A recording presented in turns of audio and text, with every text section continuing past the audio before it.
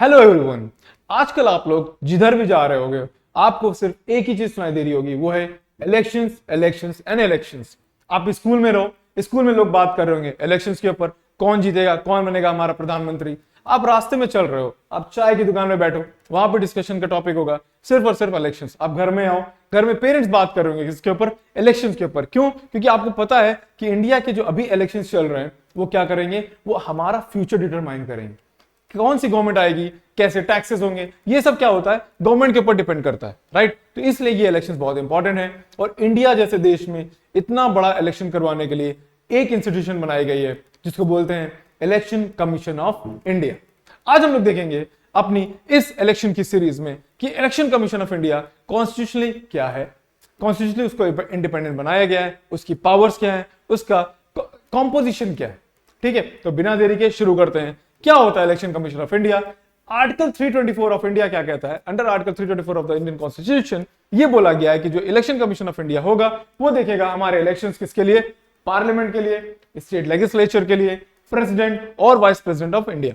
मतलब पार्लियामेंट यानी minister of, जिसको हम बोलते हैं मेंबर ऑफ पार्लियामेंट, एमपीज बोलते हैं, स्टेट लेजिस्लेचर जिसको एमएलएस बोलते हैं। ठीक है, बाकी प्रेसिडेंट और वाइस प्रेसिडेंट के इलेक्शंस कौन करवाएगा या उनका सुपरिटेंडेंस कंट्रोल कौन करेगा? Election commission of India.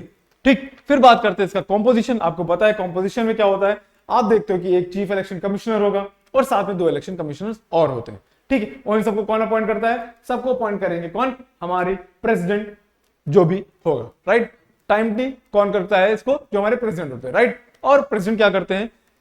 Regional commissioners को भी अपॉइंट करते हैं असिस्ट करने के लिए इलेक्शन कमीशन ऑफ इंडिया को। और ये पूछ के किससे बनाया जाता है? कंसल्टेशन होता है किससे? इलेक्शन कमीशन ऑफ इंडिया से कंसल्टेशन होता है, फिर बनाया जाता है रीजनल इलेक्शन कमिश्नर्स ताकि इलेक्शंस और भी अच्छे से हो सके, राइट। कंडीशंस ऑफ सर्विस, कैसा सर्विस देंगे, कैसा टेन्योर होगा उनका इलेक्शन कमिश्नर का।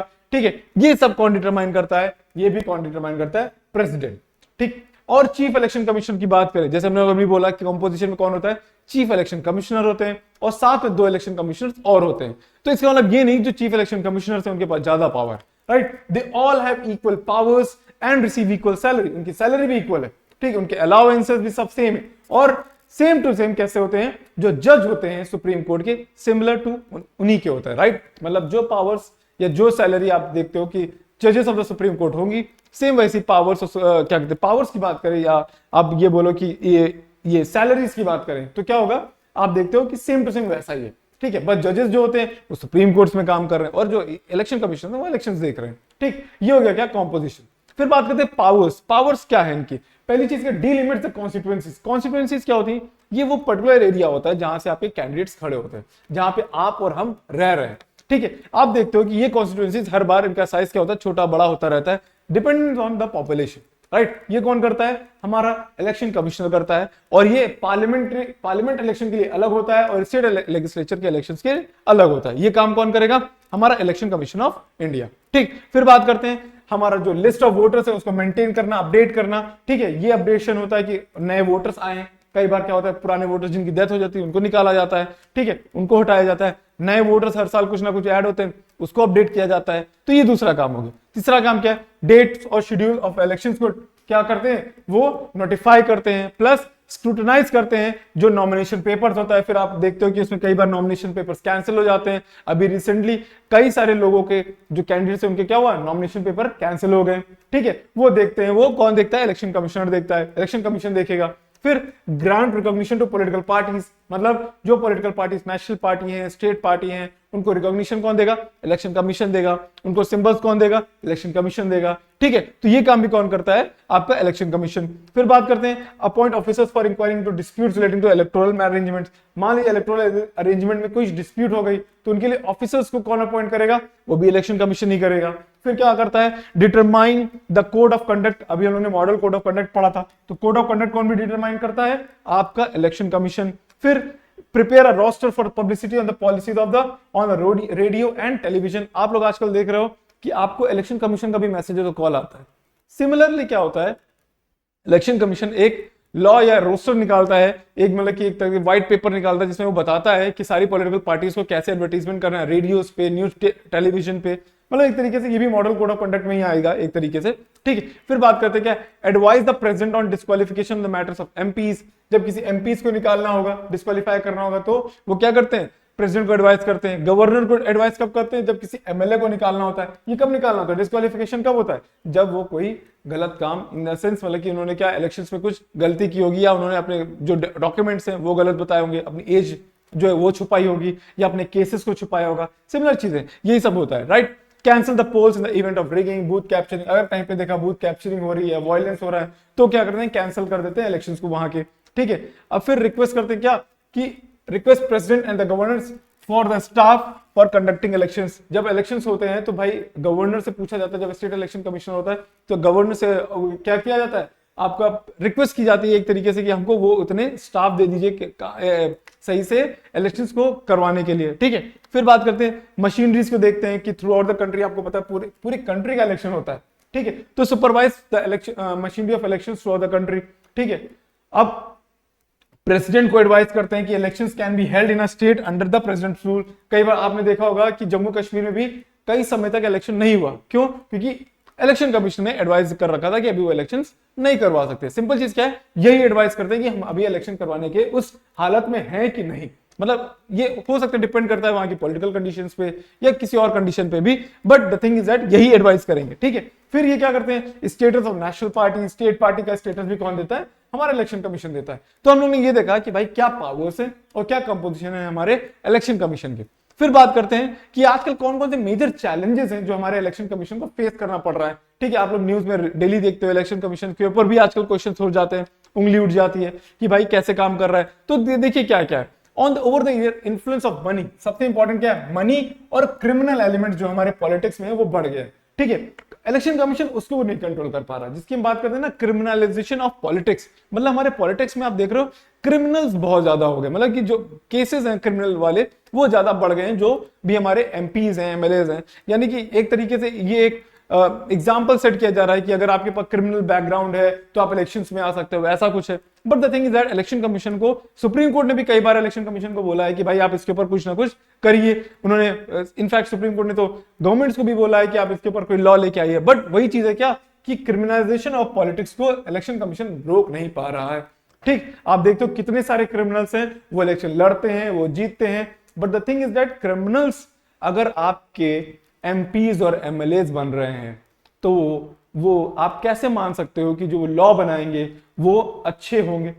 आप कैसे मान सकते हो कि कोई क्रिमिनल होगा और वो लॉ बनाएगा कि वो सोचिए कोई एक क्रिमिनल है जो मर्डरर है, तो उस आप कैसे सोच सकते हो कि वो कैसा लॉ बनाएगा जो मर्डर के ऊपर होगा।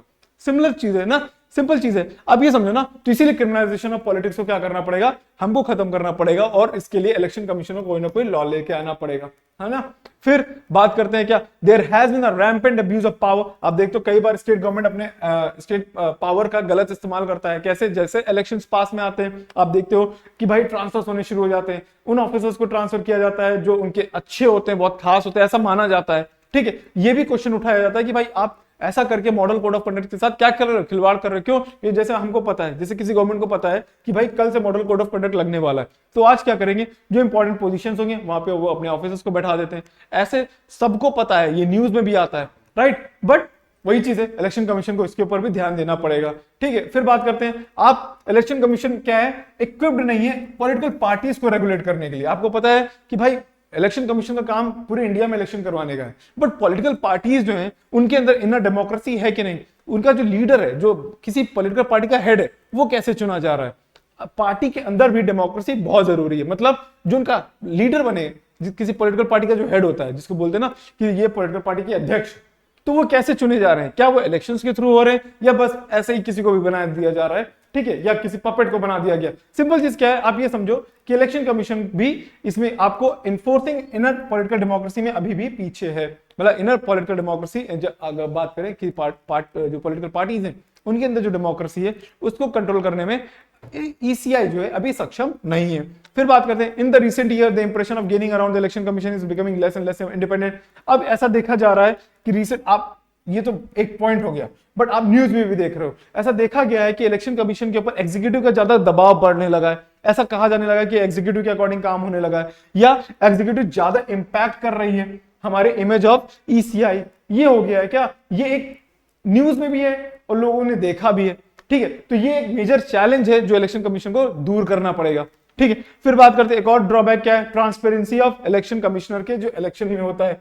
हमको पता है चीफ इलेक्शन कमिश्नर का इलेक्शन कैसे होता है, ये हम लोग अलग पढ़ेंगे, but the thing is that उसमें कोई ट्रांसपेरेंसी नहीं होती। बस हमको अगले दिन न्यूज में पता चल जाता है कि ये होंगे हमारे नए chief election commissioner, but what is the way, कैसे आपने उनको चूज कर लिया। ठीक है, तो इसलिए आप देखते हो कि हमेशा अक्सर वही होता है जो कि गवर्नमेंट प्रिसाइड कर रही है, मतलब कि जो गवर्नमेंट रूल कर रही है, जिस सरकार की, जिस पॉलिटिकल पार्टी की गवर्नमेंट है, उसी क्या कहते हैं गवर्नमेंट के अकॉर्डिंग जो आदमी होगा उसको चीफ इलेक्शन कमिश्नर बना दिया जाता है। तो फिर इस पे भी क्वेश्चन उठता है कि भाई वो बायस्ड होंगे कि नहीं होंगे, ये है अलग चीज है। ठीक है, but the thing is that हमारे कॉन्स्टिट्यूशन में उनकी पावर इतनी अलग बना दी है कि वो उससे अलग काम कर ही नहीं पाएंगे। द थिंग इज दैट, ठीक, बात ये हो गई। फिर बात करते हैं क्या कि एलिगेशंस किस पे होते हैं बहुत ज्यादा, ईवीएम के मैल फंक्शनिंग पे।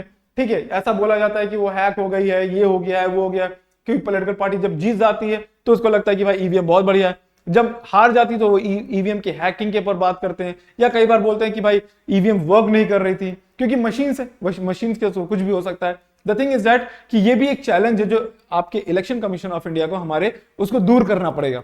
ठीक है, तो ये कुछ मेजर चैलेंजेस थे जो आजकल हम और आप और सब लोग देख रहे हैं कि इलेक्शन कमीशन में कुछ ना कुछ तो है जो चैलेंजेस है जो इलेक्शन कमीशन को दूर करने पड़ेंगे। फिर अगर वे फॉरवर्ड की बात करें, इसको दूर कैसे कर सकते हैं, तो पहली चीज क्या कर सकते हैं कि आपको हमारे इलेक्शन कमीशन को विजिलेंट और वॉचफुल होना चाहिए। कहां पे, लोअर लेवल पे, जहां आप देख रहे हो इलेक्शन कमीशन तो भाई दिल्ली में बैठा है, बट आप देख रहे हो लोअर लेवल में जो इलेक्शन हो रहे हैं। ठीक है, लोअर लेवल मतलब आप सोचो कि जो ब्यूरोक्रेसी है, जो ऑफिसर्स हैं, ठीक है, वो किसके अकॉर्डिंग काम कर रहे हैं, वो अकॉर्डिंग काम कर रहे हैं जो ruling party of the day है। ये चीज जो है इसको दूर करना पड़ेगा। यहां को इसको दूर करने के लिए क्या करना पड़ेगा, इलेक्शन कमीशन को स्पेशल ऑफिसर्स बनाने पड़ेंगे, अपने ऑफिसर्स को डिप्लॉय करना पड़ेगा ये देखने के लिए कि भाई ये जो आपके पुलिस ब्यूरोक्रेसी है या बाकी जो ऑफिसर्स हैं वो ऐसा तो नहीं है स्टेट गवर्नमेंट के अकॉर्डिंग काम कर रहे हैं। ठीक है, ये एक चीज हो सकती है। दूसरी चीज क्या है, जब तक लोगों ये कंट्रोवर्सी दूर ना हो जाए ईवीएम के ग्लिच वाली, तब तक क्या होना चाहिए, इलेक्शन कमीशन ऑफ इंडिया को ज्यादा से ज्यादा जगहों पे क्या करना पड़ेगा, इंस्टॉल कर देना चाहिए वीवीपैट्स। इसमें क्या होता है, हम लोग ने पढ़ा था वोटर वेरिफेबल, मतलब इसमें क्या होता है जब आप किसी पॉलिटिकल पार्टी को वोट करते हो तो वो कुछ समय के लिए आपको एक छोटे से कागज पे साइड में एक दूसरे बॉक्स में क्या दिखता है, क्या वो पॉलिटिकल पार्टी का सेम सिंबल दिख रहा है कि नहीं। सिंपल चीज है, ये इसलिए किया गया है ताकि आपको पता चल सके कि जो आपने पॉलिटिकल पार्टी को वोट किया है सेम वही पॉलिटिकल पार्टी का वोट गया है। ये एक तरीके से ये दूर करने के लिए है कि ये बताने के लिए कि भाई ईवीएम्स हैक नहीं हो रही है। सिंपल चीज क्या है, तो ये आपको क्या करना पड़ेगा, इलेक्शन कमीशन को ये करना पड़ेगा। ठीक है, फिर बात करते हैं हमारे सेकंड एआरसी रिपोर्ट थी, ये एक एआरसी रिपोर्ट थी। ठीक है, इसको बोलते एडमिनिस्ट्रेटिव रिफॉर्म कमिटी। ठीक है, इसने एक रिकमेंडेशन दिया था। ठीक है, इसने क्या रिकमेंडेशन दिया था कि भाई हम क्या करें, एक ऐसा कॉलेजियम बनाए, एक ऐसा इंस्टीट्यूशन, एक छोटा सा इंस्टीट्यूशन बनाए, एक ग्रुप ऑफ पीपल बनाए जो क्या करे, हमारे चीफ इलेक्शन कमिश्नर को अपॉइंट करे। उसमें कौन कौन होना चाहिए, उसमें प्राइम मिनिस्टर होने चाहिए, स्पीकर ऑफ द लोकसभा होने चाहिए, लीडर ऑफ अपोजिशन होने चाहिए, लॉ मिनिस्टर होने चाहिए, डेप्यूटी चेयरमैन ऑफ राज्यसभा होने चाहिए। इन सबको मिला के अगर आप देखते हो कि ये सब मिला के अगर चुन के किसी आदमी को, किसी पर्सन को, पर्टिकुलर पर्सन को chief election commissioner, election commissioner से अपॉइंट कर रहे हैं, तो ये साफ साफ पता चल रहा है ना कि इसमें सारी पॉलिटिकल पार्टीज इन्वॉल्व है। ठीक है, ऐसा ना हो कि किसी पर्टिकुलर बायस्ड इंसान को बनाया गया है। तो ये एक रिपोर्ट थी जिसने रिकमेंड किया था कैसे इलेक्शन कमिश्नर को अपॉइंट करना चाहिए, बट इसको अभी तक लागू किया नहीं गया है। इलेक्शन कमीशन को ऐसा करना चाहिए कि भाई वो गवर्नमेंट से बोले या सुप्रीम कोर्ट ऐसा कहे कि भाई आप इसको लागू करवाओ। ठीक, इससे क्या होगा और ट्रांसपेरेंसी आएगा election of chief election commissioner में। ठीक है, तो हम लोग ने देखा कि भाई क्या क्या चीजें थी हमारे इलेक्शन कमीशन ऑफ इंडिया में, कैसे कंपोजिशन होता है।